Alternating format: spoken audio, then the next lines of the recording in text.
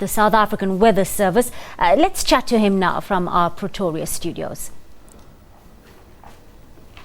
Good afternoon, Puseletso. Thank you for your time on the SABC News Desk. The severity of the spate of cold weather we're seeing, unusual for this time of year or not? Well, good afternoon to you, Karishna, and good afternoon to the listeners as well. Indeed, in this time of the year, we do know that generally we will have clear skies and cold conditions. But there are times when we have the system like this one that we are having currently, which is a cut-off low sitting over the Northern Cape, Western Cape. That's where the system is sitting. And when we have a cut-off low sitting where it is currently, we would normally have rainfall also affecting areas like Gauteng or provinces like Gauteng and the Free State and the snowfall that we already had seen. Puseletso, this is not the first time we've seen such severely cold weather like this. Temperatures plummeted back in 2012 and 1996, we understand. How does this current cold weather compare? Well, if you compare the system of 1996, it was basically in July, and it was very much extreme compared to this one, because we even had snowfall spreading to the areas like Johannesburg or Tambo. It was closed at the time. We have areas like Pretoria. They also had the snowfall in 1996 as well as in 2012. Although in 2012 the snowfall wasn't that much. So this system is strong, but I think those two systems of 1996 and 2012 had been much more stronger than the one that is that we are being experiencing right now. All right, we're seeing floods, fires, droughts, now snow across the southern African regions.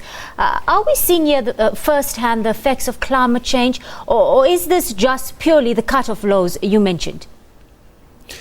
Well, indeed, what we're experiencing is the effect of the cut-off low. Remembering that cut-off low can produce rains even in winter, just like now.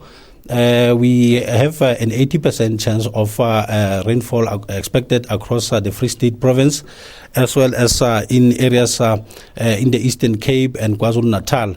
So those are the areas where we're expecting 80%, including along the south coast of the Western Cape. So besides the possible heavy rain that we're expecting, we can also experience snowfall like we pointed out earlier.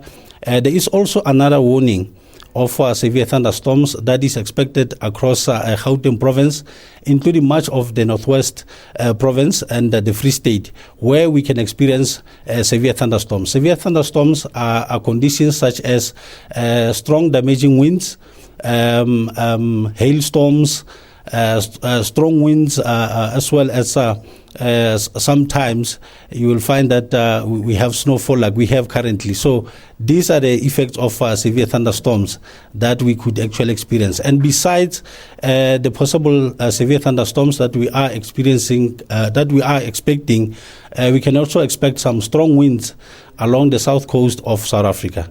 Puseletso, very quickly, how long will this icy weather persist? When can we expect it to taper off? Indeed, we're expecting these conditions to continue to at least Wednesday morning, when the system will be moving off the country. And beyond that Wednesday, we can expect that there will be a slow temperature recovery. But unfortunately, once again, on day number 3, on about Wednesday, we can expect another system coming in from the western areas of the country. But we can also expect it to produce a possible snowfall as well. In other words, another cut-off flow with a cold front is expected on Wednesday, and we can expect similar conditions, but only limited on the Cape provinces this time around. Puseletso Mofokeng, Senior Weather Forecaster at the South African Weather Bureau. Thank you so much for your time on the SABC News Desk. Well, from one weather expert to another, Mdu will tell you more in a bit.